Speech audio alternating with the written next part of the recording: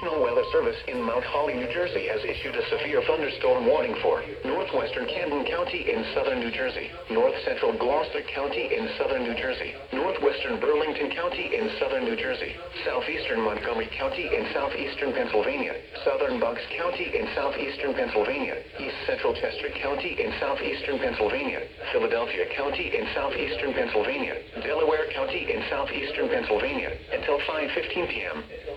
At 4:24 p.m., severe thunderstorms were located along a line extending from Southern to Norristown to near Great Idyll, moving southeast at 35 miles per hour.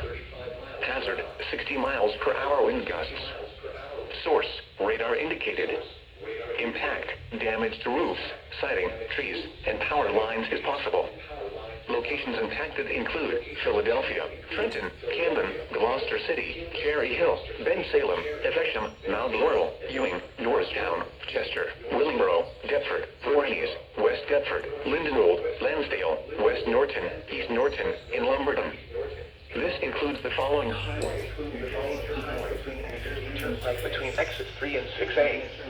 Pennsylvania Turnpike between mile markers 321 and 359. Northeast extension between mile markers 21 and 33.